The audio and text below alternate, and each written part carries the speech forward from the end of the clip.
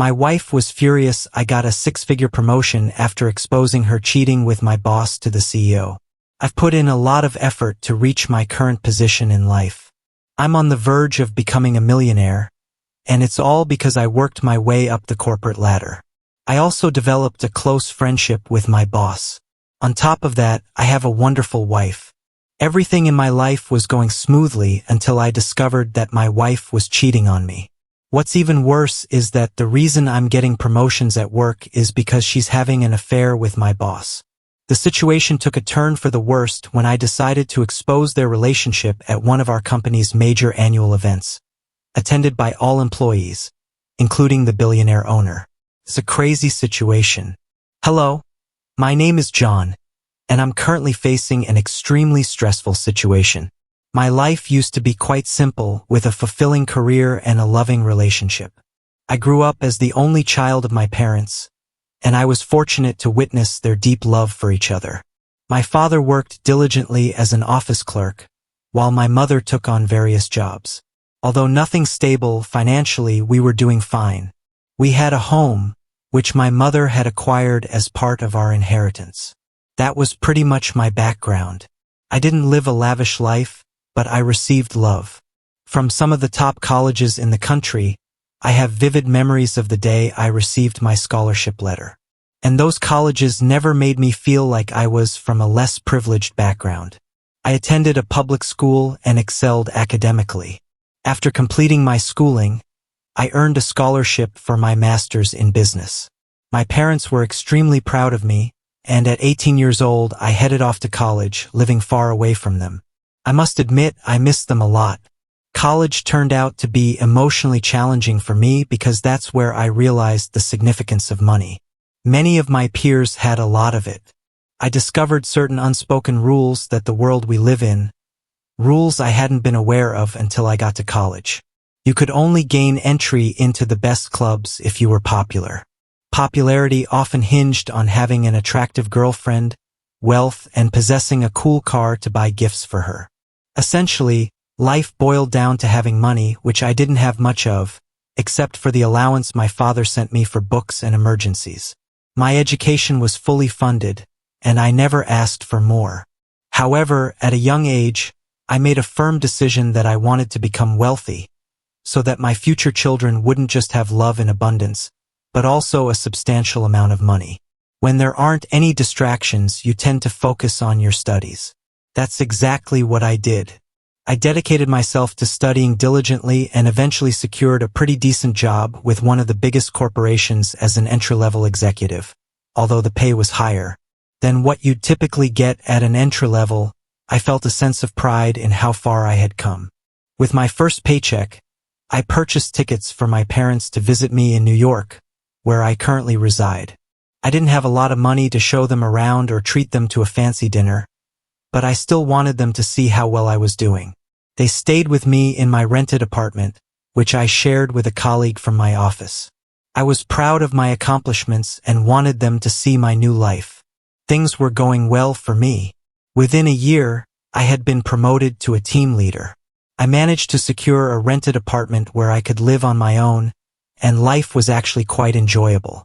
That's when I had the pleasure of meeting my next-door neighbor, Sarah. She was the most stunning woman I had ever seen. When you've gone without a girlfriend for a long time, you can become a bit apprehensive about making the first move. I was lucky because one day she took the initiative and invited me over for coffee at her place. I was overjoyed and tried to contain my excitement, but I couldn't help but smile and accept her invitation with enthusiasm, saying, "Sure." Our love story with Sarah began, and we quickly started dating. After another promotion and becoming the head of my department, I proposed to her and she said yes. Life was better than I could have imagined. We planned a summer wedding with close friends and family, and both sets of parents blessed our union. Just 4 years after college, I had a great, well-paying job in New York and I was married. Felt surreal. Over the next 2 years, I focused on my career, aiming to provide for my future family and buy a house before having kids. Sarah supported my career, never complaining about the time I couldn't spend with her. We believed in climbing the corporate ladder as newlyweds.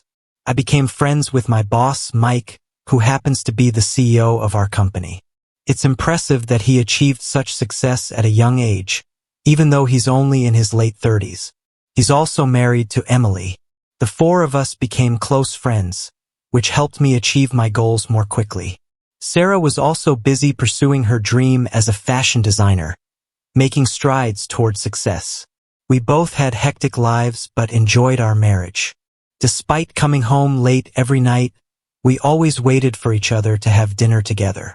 I was getting closer to my goals and planned to discuss having children with Sarah in the next 6 months.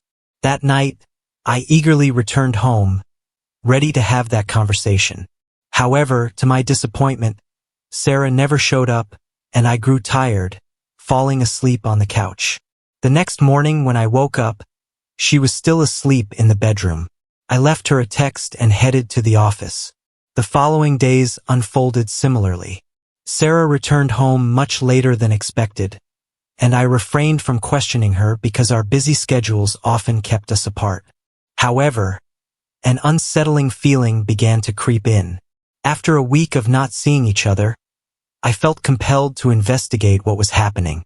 Before resorting to detective work, I attempted to discuss her schedule multiple times, but she offered only vague answers. After work one day, I went directly to Sarah's workplace, only to find it empty. I called her from outside her office to ask where she was. When she answered, I heard music in the background. She said, "Hi baby, I'll be late today. I'm sorry, work's been crazy, and we'll be stuck at the office all night, hee hee." My heart sank, and I couldn't utter a word. I ended the call, tears clouding my vision. Even though my sight was blurry, I grasped the situation. Sarah was having an affair. It seemed like the only logical explanation for everything that was happening. Unable to think clearly, I sought solace in a nearby bar. After 4 drinks, I lost count and ended up passed out on the bar floor. The waiter woke me up at 3 a.m. when they were closing, and I stumbled my way home. Of course, Sarah wasn't there. My head was spinning, and I somehow managed to fall asleep.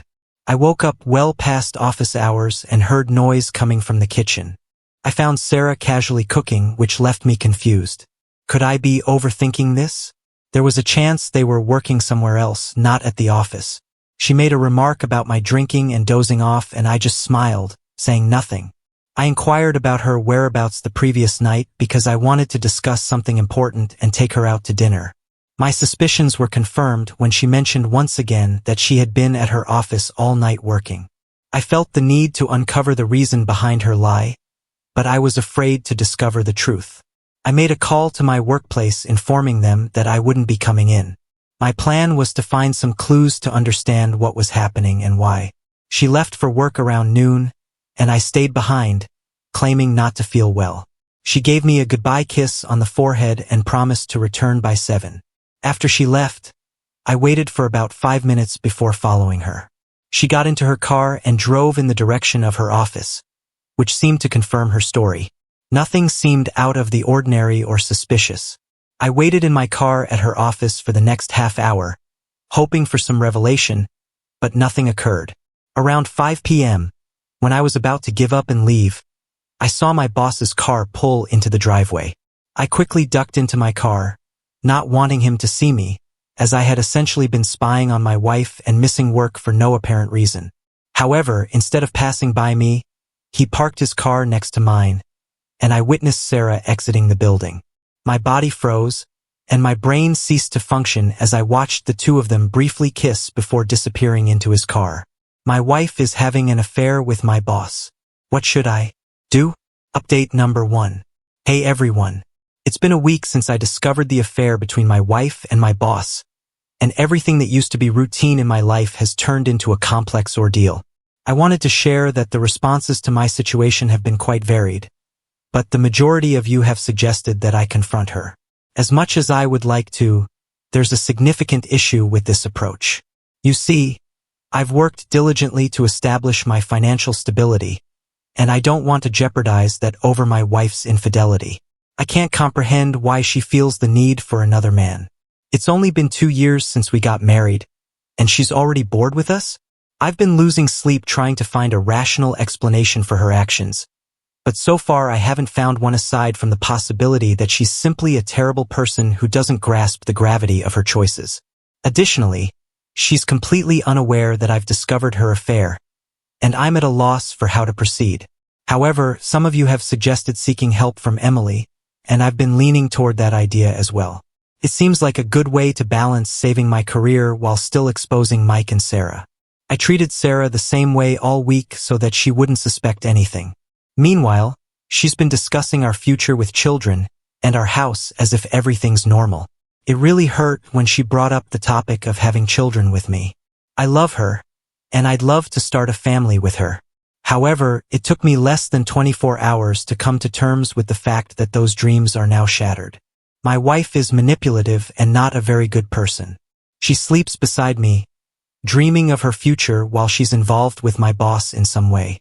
My priority was securing my position at the company before taking any action regarding the affair, so I arranged to meet with Emily. Unfortunately, the meeting didn't go as expected. Emily and I were acquainted because of a formal dinner we had attended, but I can't say we were close friends. She welcomed me into her home, but what transpired next shattered my hopes.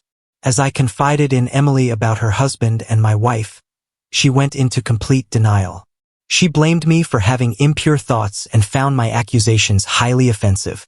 I was unprepared for her reaction and couldn't make her understand the seriousness of the situation. She rudely told me to leave her alone, and I complied. However, before I departed, I asked her not to inform Mike and suggested she investigate the matter herself before alerting anyone else. She simply nodded and gestured towards the door, signaling my departure. It was my cue to leave. 2 weeks passed and I hadn't heard anything from Emily. I was growing increasingly restless. During this time, Mike and Sarah's secret meetings continued at least twice a week. Sarah claimed she had to work late into the night and couldn't come home. Knowing all of this was happening, I couldn't help but feel a surge of revenge and anger welling up within me. My frustration eventually transformed into pure rage. Now I was determined to expose both of them for their heinous actions and their pretense of loving their spouses. Finally, after 2 weeks, I received a call from Emily. She asked to meet me, but this time not at her home. We met at a nearby cafe and she appeared unwell. I inquired about her well-being, and her eyes were dark and filled with circles hinting at her distress. She began to sob, and I didn't know how to comfort her, so I simply allowed her to cry while holding her hand. After she collected herself, she retrieved her laptop. I was perplexed because I had no interest in seeing explicit images of her husband or my wife.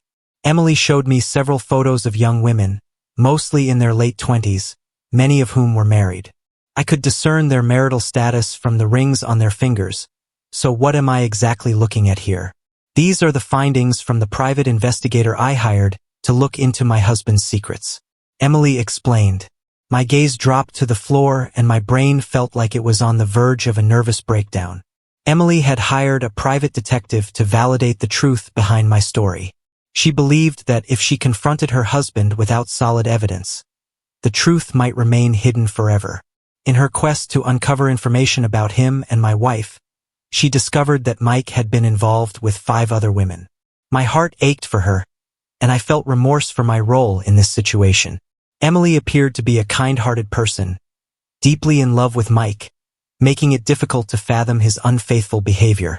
With the remaining empathy in me, I turned to Emily and asked how I could assist her. What Emily revealed next was as surprising as the fact that Mike had been dating 6 different women. Emily's full name was Emily McNeil, and her father was the owner of the company where I worked. After Emily married Mike, her father appointed him as the CEO of the company. This revelation shattered my perception of Mike as a self-made young billionaire. Emily assured me that my job was secure and even promised a promotion if I helped her expose Mike's infidelity and facilitate their divorce. I readily agreed because I too desired a divorce. However, there was much at stake for both of us. Neither of us had any intention of giving a dime to our spouses in the divorce, so we agreed to meet again the following Monday at the same location. In the meantime, we needed to come up with a revenge plan that was both reasonable and justified. When it came to providing evidence, we had a substantial amount. The private investigator had amassed proof of Sarah's and Mike's affair. Upon returning home, I was surprised to find Sarah waiting there. She had prepared a nice dinner and urged me to freshen up quickly so we could enjoy it while it was still warm. However, my recent meeting with Emily had left me deeply troubled, and I couldn't keep my thoughts to myself. I openly confessed that I intended to divorce Sarah. As I stood under the running shower, my tears mixed with the water. I couldn't comprehend why all of this was happening. Despite everything, I still loved Sarah and had dreams of a future together with her. Her casual demeanor was causing my heart and ego to ache. I had an overwhelming urge to confront her with the concrete evidence Emily had given me and demand an explanation. However, I knew that if I took that step, both Mike and Sarah would become prepared for what lay ahead. Our plan to humiliate them and ensure they didn't get a single penny in the divorce would be compromised. Additionally, I couldn't bear to involve Emily any further in this complicated situation. So, I went to the dining room after my shower and did the complete opposite. I talked, I laughed, and I had dinner with my unfaithful wife. She had no idea. Silly girl. Here's an update, hello. For the past month, Emily and I have been meeting every Monday to discuss our plan going forward. I've received a lot of supportive responses for the step I'm about to take, and I'm grateful for this community. Sometimes it's tough not to lose sight of yourself and feel like the worst person on the planet for doing this to your spouse. But the positive words you've all shared show that you understand where I'm coming from. I don't want to waste my life's work on someone who's clearly having an affair with my boss. Yesterday was Monday, and it marked our final meeting before putting our plan into action. Emily and I spent a month gathering evidence and tracking their movements, show much time they spent together and what they did. Some of the information was hard to stomach, but Mike's file was much thicker than Sarah's, and I could see the shame in Emily's eyes regarding her husband's infidelity. Why do women think that if their husband is a jerk, it's somehow their fault? It's not. If anything, they should be relieved to leave them, and it's the best thing you can do for your own healing. We made the decision that we wanted to expose them in front of everyone, and the perfect opportunity was at our office event, which was just a week away. Quite ironic, considering I was a candidate for Employee of the Year, and Emily was going to be presenting awards to the employees. That moment was going to be our chance to reveal the truth to everyone. Emily wanted her family to be present, and I simply wanted Sarah to feel the humiliation she had brought upon herself by toying with my love and emotions. Finally, the day arrived, and we all gathered at the finest five-star venue in New York City. My heart raced, and I breathed nervously. Sarah, Emily, Mike, and I were all under the same roof, and our lives were on the verge of a major change. Emily was on stage presenting awards, and the announcement for the Best Employee of the Year award would come towards the end. I knew I would receive the award, but my speech would alter the dynamics of the company. To be honest, I was scared. When they called my name for the award, I went up on stage, and Emily handed me the microphone along with the award. I whispered, "It's showtime," and just then, the projector behind me went dark, and the spotlight shifted to Sarah. Every person in the room turned their attention toward her as I uttered these words. "This award goes to my loving wife for always supporting me and allowing me to excel in my career." I expressed gratitude for her being my boss's clear favorite and for revealing her true nature early in our marriage. Right after I spoke those words, the projector began displaying rather personal pictures of Sarah and Mike. The audience reacted with shock, gasping for air, and hushed room. Half the people gazed at Mike, while the other half fixed their eyes on Sarah. Emily swiftly grabbed the microphone from my hand and declared, "I will expose you, Mike." Emily's father, Joshua McConnell, the company's founder and president, was also presenter, at least he used to be. Emily looked at him tearfully as he canceled the event and instructed the guests to depart, leaving only the five of us in silence. Mr. McNeil, clearly furious with Mike, started hurling curses at him, vowing to ruin his life and career in no time. Mike appeared as though he had seen a ghost, and Sarah couldn't even muster the courage to meet my gaze. She stared at her shoes for the next 15 minutes until I left. I went directly home, and as I stepped into my house, a flood of emotions overwhelmed me. My life was a mess, with Sarah's unfaithfulness, my shattered dreams, and the risky move I made that could destroy my career. I cried my heart out and felt more alone than I ever had before. I was on the brink of divorcing my almost new wife. We had only celebrated one anniversary, and I was about to tarnish her reputation and crush all my dreams in court. Over the next few months, no matter how much self-pity I felt, I couldn't muster any excuse or sympathy for Sarah. I knew I was doing the right thing by filing for divorce, so I opened a bottle of scotch to help me fall asleep. It was already 2 a.m., and my mind wouldn't let me rest. I'm almost tipsy as I type this now, so I hope I've covered all the awful details of the most horrific day I've ever experienced. As for Emily and me, we've already initiated divorce proceedings, but our lawyers were waiting to submit the paperwork until after the annual function. We wanted both our spouses to witness the full extent of their actions and not keep it a quiet divorce. Now it's done. The paperwork will be processed soon and we'll have to face each other in court. I'll try to keep you updated in the days to come. You guys are the only ones I've been able to share my story with, to be honest. Here's update number 3. It's been quite some time, like maybe 6 or 7 months, since I last posted anything about this dramatic chapter of my life. To be honest, I've lost track of time. When you're either extremely happy or in immense pain, time just slips by. That's what happened to me. This will be my final update because the story of Sarah and me has come to an end. I'll share all the details, but it's difficult for me to even type this out. I want to say thank you in advance to all of you who had kind words for me and made me believe that I'm not a terrible person, just someone who's hurting. After the annual function night, I drowned my sorrows in alcohol, and when I woke up the next morning, Sarah was nowhere to be found. I didn't bother looking for her or trying to reach out. When I was in a more composed state, I called Emily to check on the status of the divorce papers, and she told me that both Mike and Sarah would receive the papers within the next 2 days.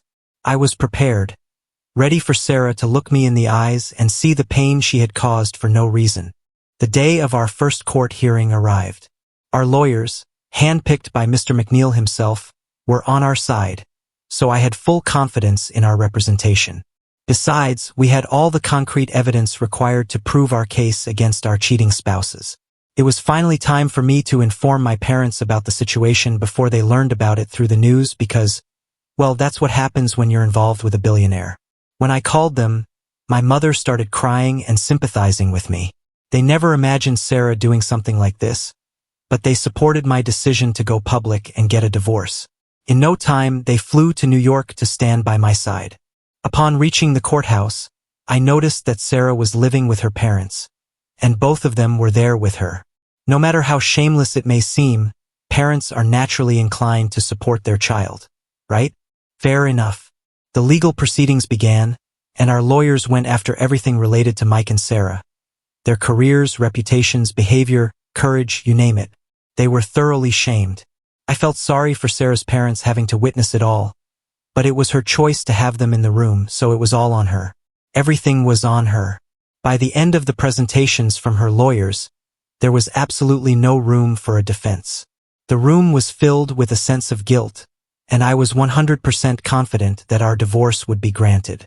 But Mr. McNeil had different intentions. At his request, the lawyers demanded that Mike be removed from any position within the company and be given a negative character certificate, making it extremely challenging for him to restart his career in this field. Both of them were stripped of any legal rights over our finances. Instead, they were required to pay a certain amount as compensation for the mental harassment they had caused, and were not allowed to claim anything from our joint accounts or finances, including those of our spouses. Mike even had tears in his eyes, and Sarah was overwhelmed with guilt. We were all too young to have gone through this, but in the end, we emerged victorious. As we drove back home, I received a text from Sarah, a heartfelt apology where she expressed her deep remorse for putting me in this situation and mentioned her plans to move out of town soon. My parents tried to console me, and we were all too distraught to discuss the further. The case and its details were widely covered by news channels, with our pictures displayed on screen. The entire New York City must have learned about what transpired among the four of us. It was a revenge I had desired, even though it wasn't the life I had envisioned with my wife.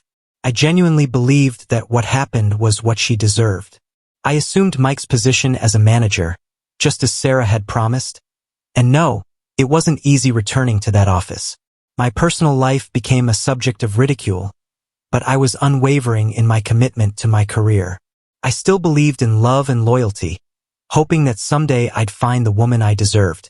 I had no idea what became of Mike, but I heard he left town, too.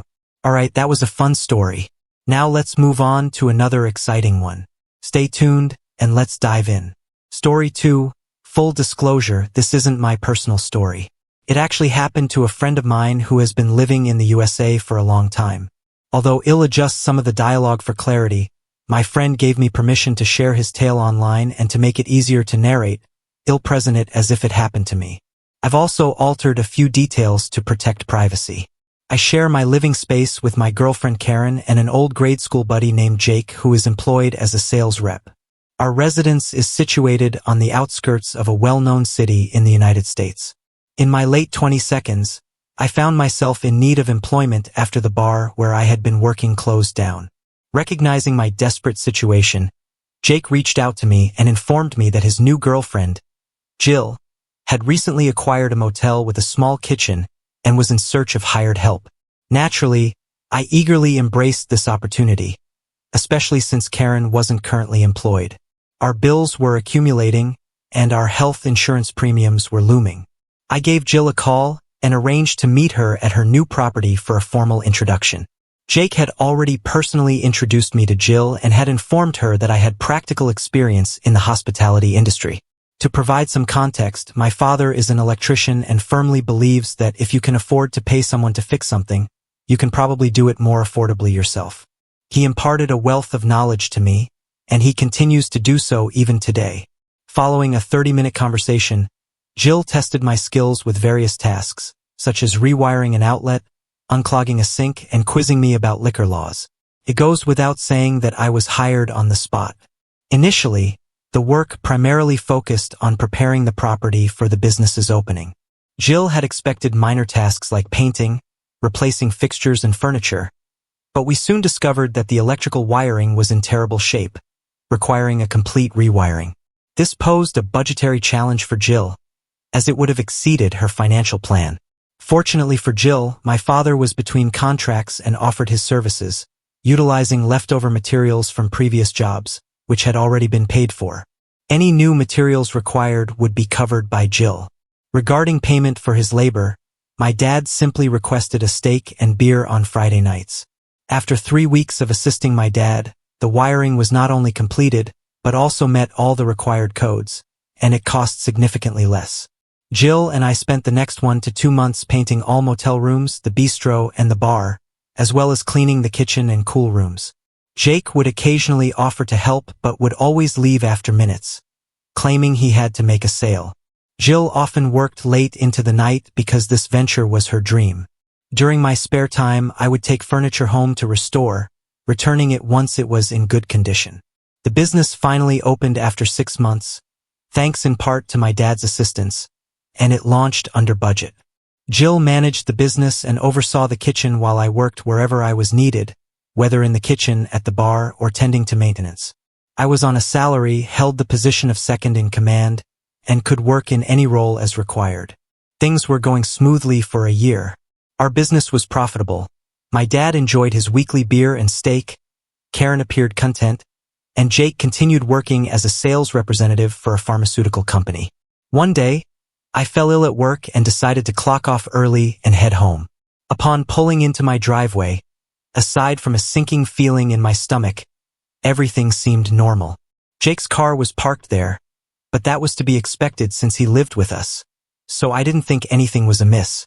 As usual, I parked my car behind Jake's. This detail becomes important later.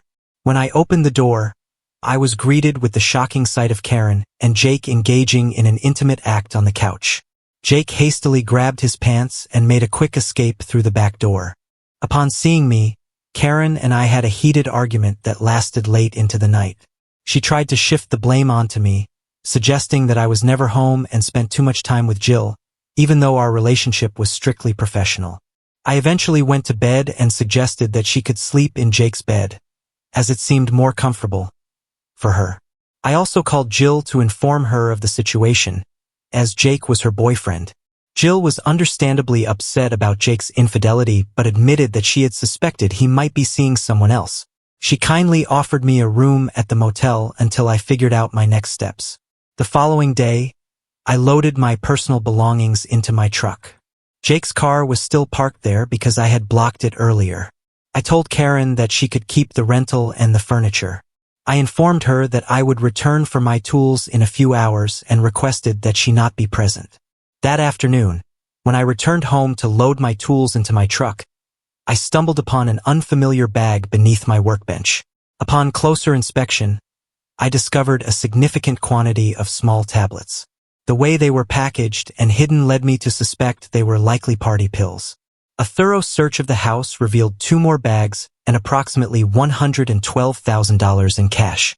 It all added up, and I realized that Jake's supposed pharmaceutical sales job was actually a front for his pill-selling activities. It occurred to me that Jake might have given these pills to Karen for their intimate moments. I was furious at first, but then I realized I had everything I needed for payback. Jake's car was still parked in the same spot. I entered the house, took his spare keys, and put on some gloves I found in the garage. I stashed half the money and 1 bag of pills in his car trunk. I removed his spare tire from the wheel well and concealed the bag there. The other 2 bags, I discreetly disposed of down the storm drain in the alley behind my house. As for the $6,000 cash, well, Jake did cost me a house full of furniture, just saying. I sent a message to both Jake and Karen, following the typical script for someone who's hurt. I can't believe you did this. We were friends, blah blah blah. I've left. I hope you two are happy together. I then made an anonymous tip to the local police and ATF, describing a man matching Jake's description, loading what appeared to be narcotics into a car that matched Jake's vehicle. I also provided a partial license plate number that matched his car. It didn't take long for law enforcement to locate the car and discover the pills. What I didn't anticipate was that Karen was driving the car at the time. She was later released when they realized she was driving the wrong car at the wrong time. However, a warrant was issued for Jake's arrest. As a bonus, I later found out that not only were the police after Jake, but his supplier was as well, since he had lost a substantial amount of product. Fast forward 3 months. I bought a house, still worked with Jill, Karen was expecting Jake's child, and he was on the run. I suspected she was staying in touch with Jake because she suddenly left the area when she was 8 months pregnant.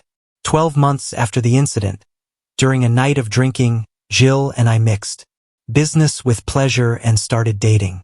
That was a decade ago. We're now married, have 2 kids, and just opened our 3rd business. Dad still enjoys his weekly steak and beer.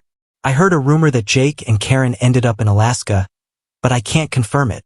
I do feel a bit remorseful about it now because Jake inadvertently made it possible for me to be with Jill and live a wonderful life. I genuinely hope they are doing well. Story 3. Almost 4 decades in, 3 kids and 5 youngins later, and she pulls a fast one on me. I've busted my chops all these years, finally seeing the light of a debt-free life and almost hitting retirement. She feeds me this line about some teaching gig in Arizona, played the good husband, drove her deceitful self to the airport for her return on Thursday. Then a buddy of mine in Sin City for some rodeo thing sends me a snap. There she is, gambling away with our family doc. Christmas is around the corner, and I've been waiting to bond over a hunt with my boy and the grandkids. Now I'm torn, go ballistic or keep my cool for the holidays. Part of me thinks maybe play dumb, pick her up, see what else I can dig up. Not sure I've got the stomach for it though. But blowing this up would break the kids, and that's the last thing I want. And to think, she was belting out hymns on Sunday and then flying off to get cozy with the doc on Monday.